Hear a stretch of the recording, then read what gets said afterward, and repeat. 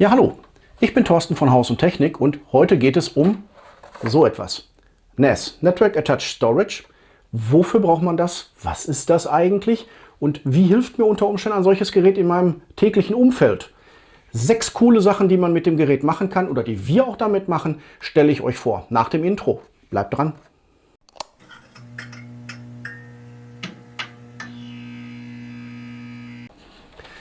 Ja, wie schon gesagt, heute geht es um so etwas hier. Beispielhaft haben wir hier eine Synology Disk Station DS720. Nutzen wir teilweise zu Testzwecken hier bei uns. Stelle ich mal wieder weg, die ist ein bisschen schwer. Ja, was ist ein NAS? Ein NAS, zu Neudeutsch Network Attached Storage.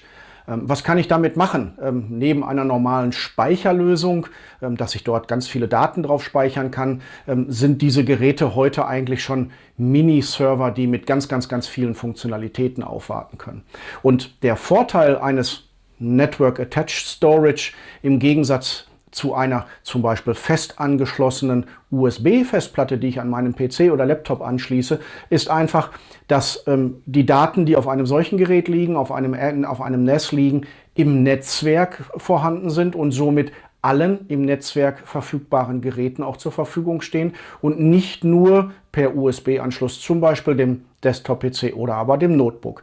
Und dabei ist es völlig unerheblich, ob die Geräte im Netzwerk halt verkabelt sind, im LAN unterwegs sind oder aber auch wireless entsprechend im WLAN unterwegs sind, wie irgendwelche Mobilgeräte. Das heißt also, ihr könnt auf diese Daten zugreifen von jedem PC, den ihr habt, von jedem Mac. Das kommt nicht drauf an, ob es ein Windows-PC oder ein Apple Mac ist.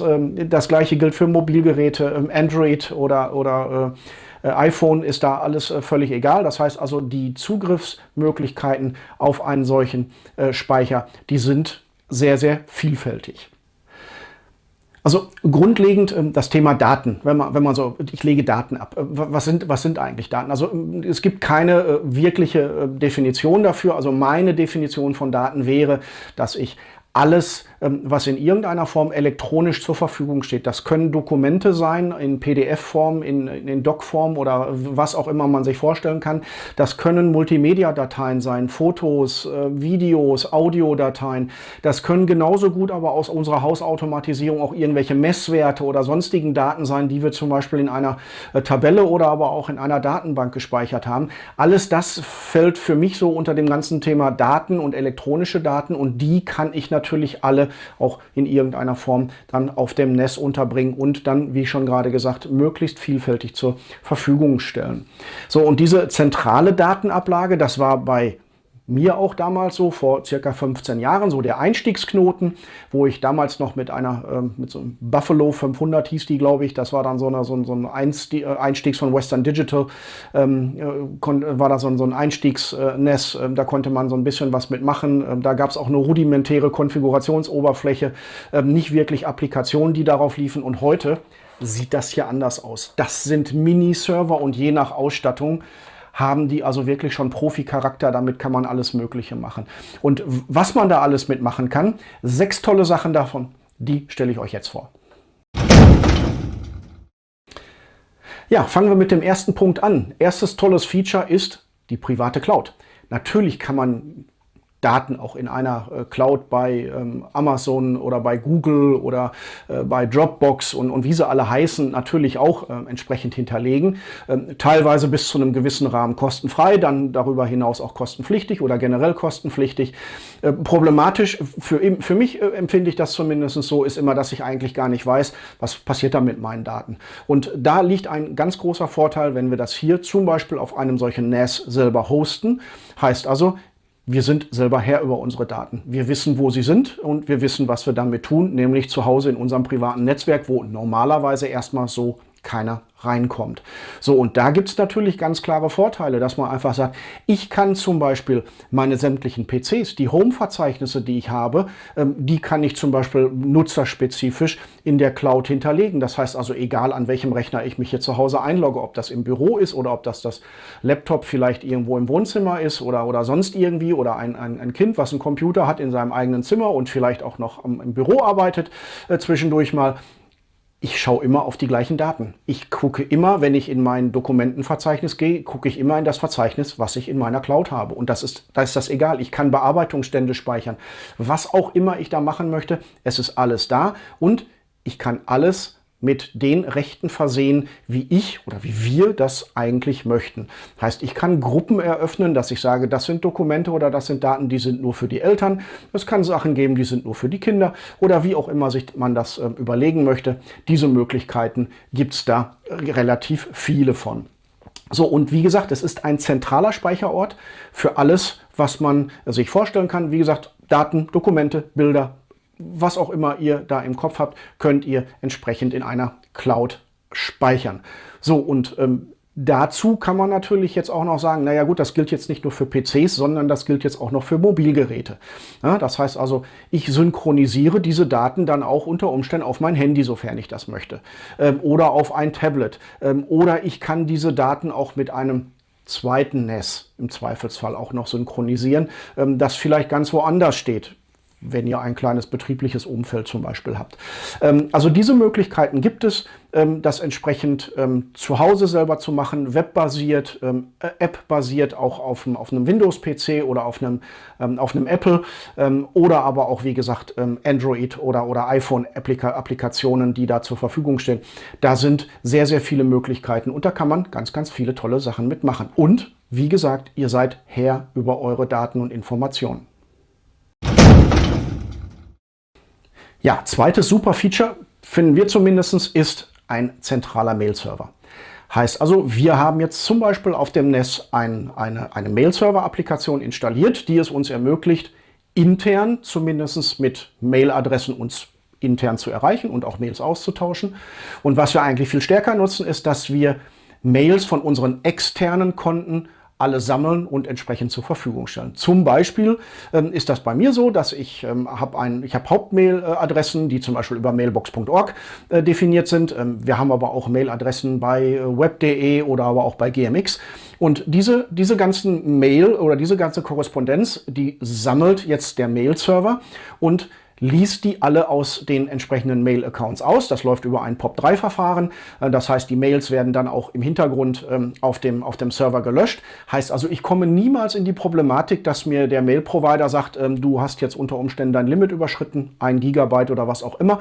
Und ab jetzt kostet dein Mail-Konto halt Geld oder aber du musst es verkleinern, limitieren. Und solche Sachen haben wir da nicht, weil, wie gesagt, es wird alles gesammelt, alles auf der Synology gespeichert und mit diesem Speicher habe ich dann die Möglichkeit, das entweder hier zu Hause über meinen Desktop-PC, über eine Web-Applikation entsprechend aufzurufen oder ich kann es auf meinem Handy machen und auch da natürlich nicht nur hier zu Hause im WLAN, sondern natürlich auch über ein ganz normales Netz und das ist natürlich schon ein Riesenvorteil und wie gesagt, diese einzelnen Konten kann man für jeden Einzelnen in der Familie einrichten und jeder Einzelne hat da die Möglichkeit, seine Mail-Accounts, wo auch immer er sie extern vielleicht hat, entsprechend abzurufen.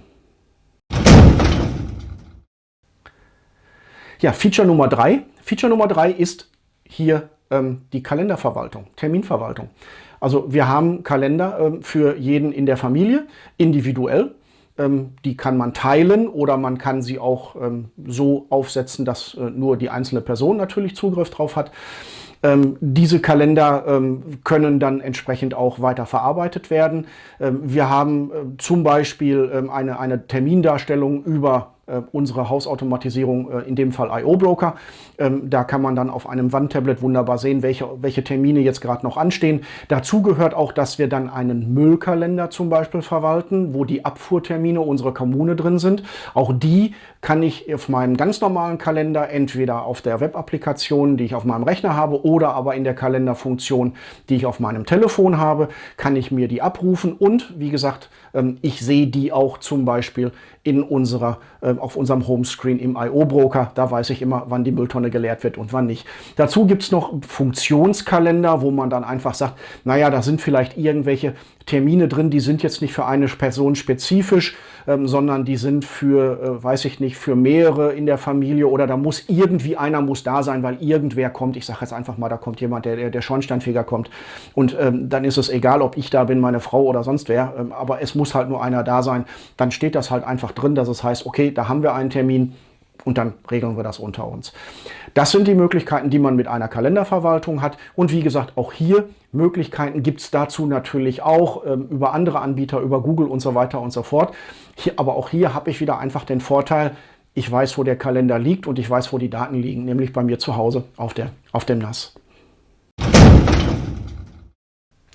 Ja, Feature Nummer 4. Der vierte Tipp, den wir da für euch haben, ist die Verwaltung der privaten Fotosammlung. Also wenn ihr zum Beispiel im Urlaub Fotos macht und die auch gerne dann irgendwo mal verwalten wollt und so weiter, dann hat Synology zum Beispiel die Möglichkeit, über die entsprechende Foto-App können diese Daten dann oder diese Bilder zum Beispiel direkt auf die heimische Synology transferiert werden. Heißt also, ihr macht weiß ich nicht, wo ihr in der Welt unterwegs seid, ein schönes Foto.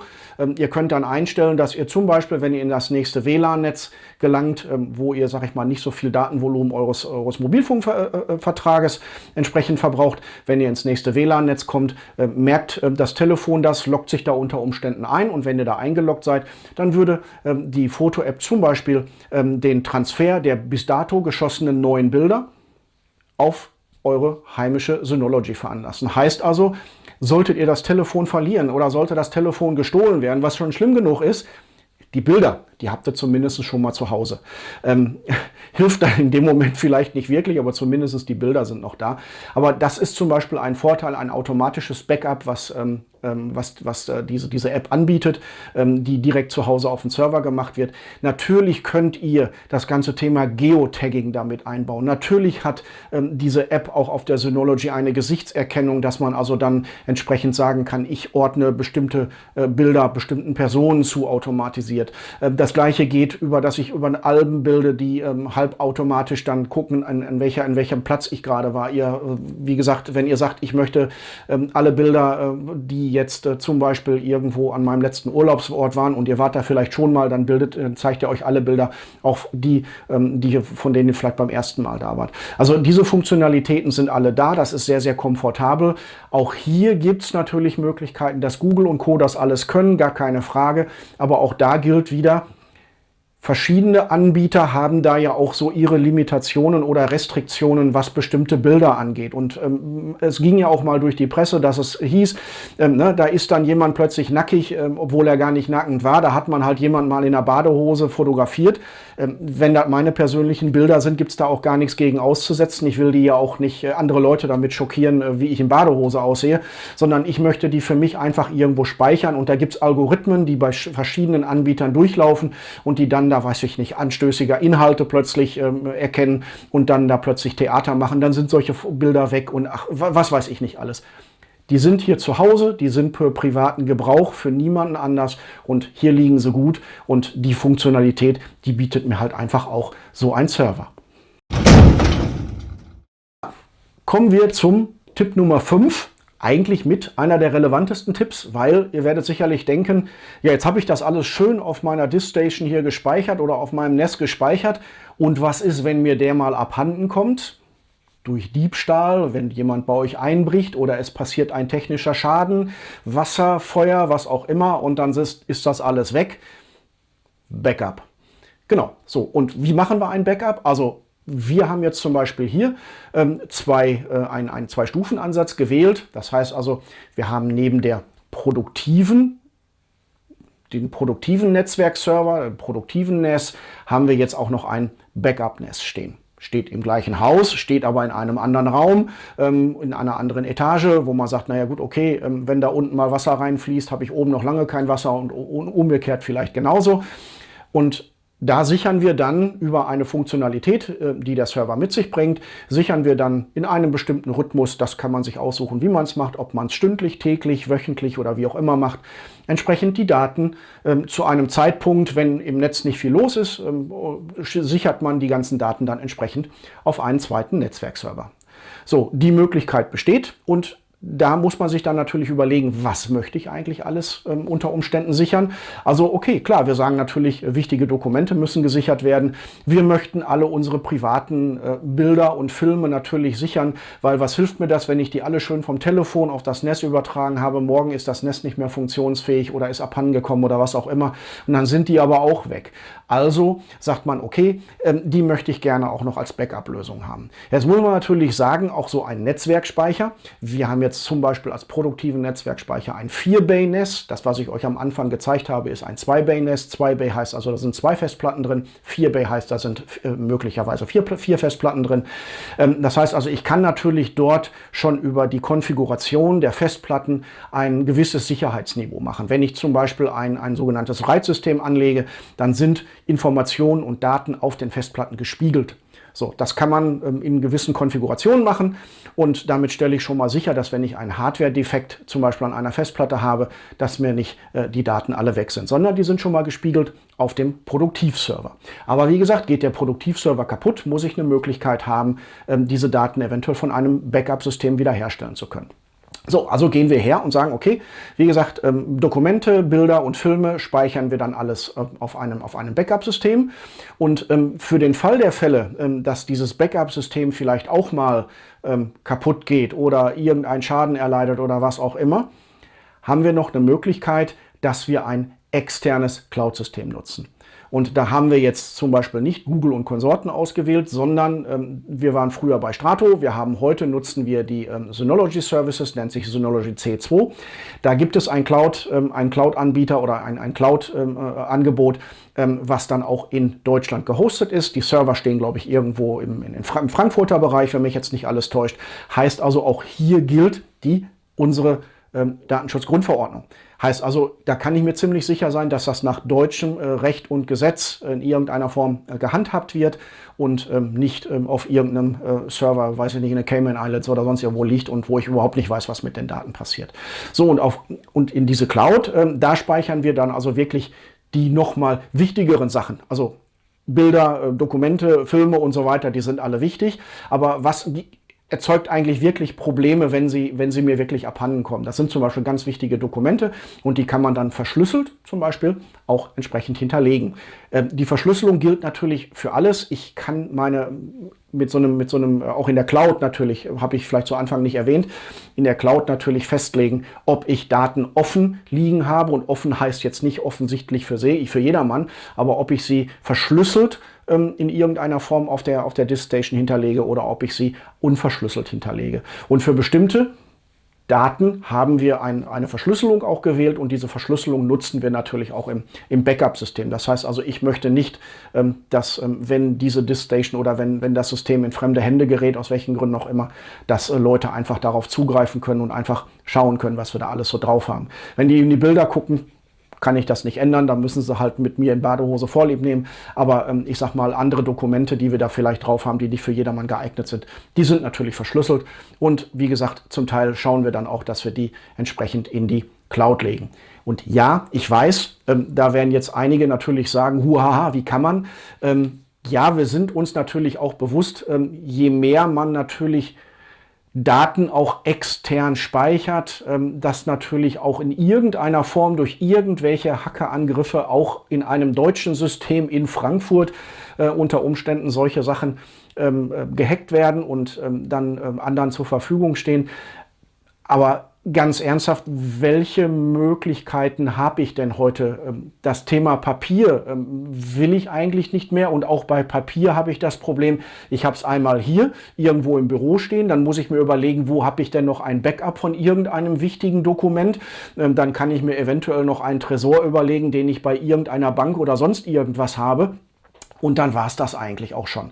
So, und der Aufwand, den man da generiert, der ist schon relativ hoch und jetzt sage ich mal, jetzt habe ich aber auch keine Geheimdokumente. Ja, natürlich sind da Sachen, die gehen andere Leute nichts an. Aber wenn das einer bekommt, hängt aber auch nicht die nationale Sicherheit davon ab. Also von daher, ja, ich verstehe, dass auch hier natürlich Stimmen gibt, die sagen, nee, sollte man eigentlich nicht tun oder tut man besser nicht. Wir versuchen das in ganz engen Grenzen zu halten. Wir versuchen das mit den bestmöglichen Sicherheitsvorkehrungen, die ich als Privatmann so auch treffen kann, entsprechend abzusichern, aber nichtsdestotrotz ein Restrisiko verbleibt. Das ist definitiv klar. Aber grundsätzlich soll das Video auch darum gehen, nicht wie man es machen soll oder wie man es nicht machen soll, sondern einfach nur, welche Möglichkeiten bestehen und was man sich dann überlegen kann. Und vielleicht habt ihr auch ganz andere Ideen und sagt, ich weiß genau, wie ich das mache und ich habe da eigentlich gar keinen Stress mit. Alles gut. Und nee, wie gesagt, das ist eine Möglichkeit, wie man natürlich auch entsprechend Backups macht oder beziehungsweise wie man Daten versucht zu schützen vor Beschädigung oder Verlust. Ja, kommen wir zum Tipp Nummer 6, dem letzten Tipp, dem Bonus. Der Bonus geht eigentlich darum, und das ist etwas, was ich persönlich sehr schätze an dieser Systematik oder an den Systemen, die das bieten, ist, dass ich zum Beispiel einen Container-Manager, heißt der in der neuesten Version von Synology. Die meisten von euch kennen sicherlich Docker-Container. Das heißt also, wir haben Möglichkeiten, Applikationen oder Softwarepakete in einem vorkonfigurierten Paket ohne Installationsaufwand. Ich muss nicht wissen, ist das Linux, ist das Windows und sonstige Sachen, sondern ich sage einfach, ich habe einen Docker-Container und dann können die Sachen da drin laufen. Und wir nutzen da zum Beispiel einen Passworttresor, in dem Fall Bitwarden, den kann man dann als Docker sich selber installieren, den kann man dann selber hosten. Wenn man den sonst extern nutzen möchte, ist der zum Teil kostenpflichtig. Wenn ich ihn aber selber hoste, ist der kostenfrei. Das heißt also, ich habe auf meiner Synology in diesem Docker-Container einen entsprechenden Passworttresor. Den kann ich hier zu Hause in meinem Browser nutzen, den kann ich in meinem Smartphone nutzen und so weiter und so fort. Und dieser Passworttresor hat natürlich einen Vorteil. Ich habe ein ganz wichtiges Passwort. Das weiß nur ich, in Anführungszeichen. Und alle anderen Passwörter, die natürlich dann auch sehr komplex sein können, die habe ich in diesem Tresor hinterlegt und ich muss mir nur ein einziges Passwort merken. Sehe ich als sehr großen Vorteil an, weil die Anzahl von Möglichkeiten und die Anzahl von Websites und Applikationen, die man alle so nutzt, die werden ja immer mehr, wenn man online unterwegs ist. Und die Problematik ist einfach, ich kann mir nicht für jede App und nicht für jede Website ein super starkes Passwort überlegen und das alles irgendwo hier oben im Kopf haben. Also brauche ich etwas, wo ich sage, das hinterlege ich, schließe das Ding ab mit einem auch sehr schweren Kennwort, aber ich brauche mir nur eins merken. Ne? Das macht die Sache für mich einfacher. Daher nutzen wir zum Beispiel diesen Bitwarden-Tresor. Und den nutzen wir in dem entsprechenden Container Manager. Weiterhin nutzen wir dann auch zum Beispiel das ganze Thema, wenn wir hier unsere Wi-Fi Access Points, die wir von Ubiquiti haben, also Unifi. Dann gibt es einen Unifi-Controller, den kann man sich als Hardware kaufen mit einer entsprechenden Software drauf, der dann also alles hier so managt und steuert. Das Ganze geht aber auch, indem man die Software in einem solchen Container einfach laufen lässt und dann kann man sich auch entsprechend einloggen, kann alles konfigurieren und so weiter und so fort. Und damit managen wir quasi das auf der Synology oder auf unserem Nest-Server mit diesem Container entsprechend unsere gesamte Wi-Fi-Landschaft, die wir hier zu Hause haben.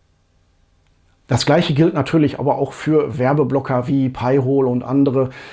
Zusätzlich nutzen wir zum Beispiel noch oder nutze ich diesen Docker noch oder diesen Container Manager noch, um unsere Hausautomatisierung, den IO-Broker entsprechend laufen zu lassen. Der läuft hier also auch in einem entsprechenden Container und kann hier entsprechend überall auch genutzt werden. Und was wir aktuell noch dazu noch in der Beta-Phase haben, ist das ganze Thema die Influx-Datenbank, um Messwerte und so weiter zu speichern und natürlich auch Grafana, um, sag ich mal, auch visuelle Darstellungen machen zu können.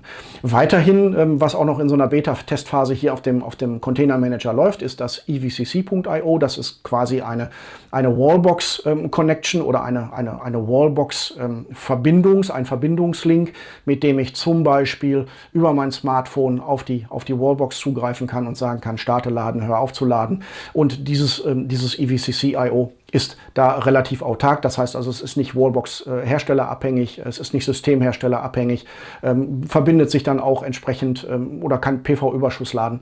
Dazu mache ich euch übrigens noch mal ein separates Video, wenn ich mit meiner Wallbox und mit meinem PV-Überschussladen im IO-Broker mal so weit bin.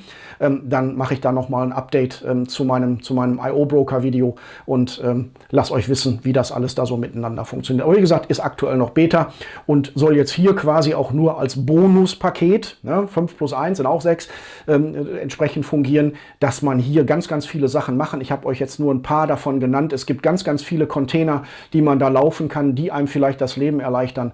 Finde ich ein super gutes Feature, ist relativ einfach zu handhaben und macht ein bisschen was her.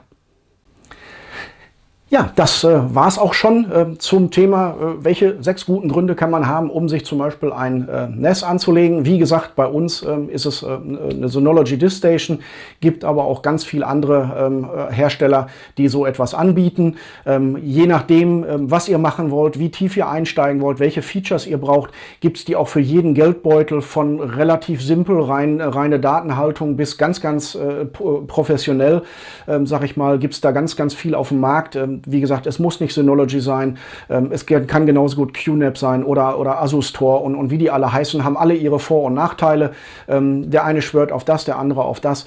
Ich will auch gar keine Werbung für irgendetwas machen. Es ist nur einfach, ich habe Synology jetzt seit fast 15 Jahren im Einsatz, war immer sehr zufrieden damit und wie sagt man, never change a running system. Ja, also das funktioniert einfach für mich und ich habe nie den Drang verspürt, auf einen anderen Hersteller zu gehen. Ich bin mit dem absolut zufrieden mit dem, was da geliefert wurde, und ich habe angefangen mit einer J-Serie, die also wirklich relativ schwachbrüstig ist, was das ganze Thema Leistung und Performance angeht. Und wie gesagt, wir sind jetzt bei einer Plus-Serie. Unser Produktivsystem ist eine 29 Plus mit Speicheraufrüstung und so weiter und so fort. Also die kann schon ein bisschen was, und von daher, das ist dann von euch abhängig. Was wollt ihr machen? Wie weit wollt ihr einsteigen? Wie tief wollt ihr einsteigen? Und wie gesagt, ich habe da halt einfach Spaß dran, und ich habe auch noch weitere Features, die ich jetzt in den Top 6 da gar nicht genannt habe. Virtuelle Maschine ist da zum Beispiel ein Thema, dass ich auf so einer Synology zum Beispiel ein zweites Gerät, also eine zweite DiskStation Management laufen lassen kann, oder aber auch ein Windows-System, je nachdem, was die Synology so kann. Das funktioniert nicht mit jedem System, aber wie gesagt, da gibt es Möglichkeiten, solche Sachen zu machen. Wir hosten hier zum Beispiel einen Plex-Server da drauf noch zusätzlich, damit wir auf den Fernsehern auch alle unsere Videos angucken können. Nur das nimmt natürlich alles so ein bisschen ab, weil im Zeitalter von Netflix und so weiter brauche ich keine Videos, die ich auf irgendeiner DiskStation hoste. Das gleiche gilt für eine Musiksammlung. Auch wir haben eine relativ große Musiksammlung, alle CDs irgendwann mal, alle schön überspielt, wunderbar. Heute gibt es Spotify für einen kleinen Euro. Also brauche ich das nicht mehr wirklich. Aber ist trotzdem eine Möglichkeit, die man auf so einer DiskStation natürlich auch noch hat. Ja, also wie gesagt, ich hoffe, es hat euch gefallen. Ich freue mich immer über den Daumen rauf. Lasst mir ein Like da, hilft mir und dem Kanal definitiv. Wenn ihr mehr wissen wollt, drückt die Glocke, lasst das Abo da. Dann werdet ihr auch entsprechend informiert, wenn wir hier was Neues machen oder wenn ich hier was Neues mache. Und ansonsten kann ich nur sagen, vielen, vielen Dank fürs Zuschauen. Ich wünsche euch Gesundheit, und ich würde sagen, gerne wieder hier bei Haus und Technik beim nächsten Mal. Dankeschön und tschüss.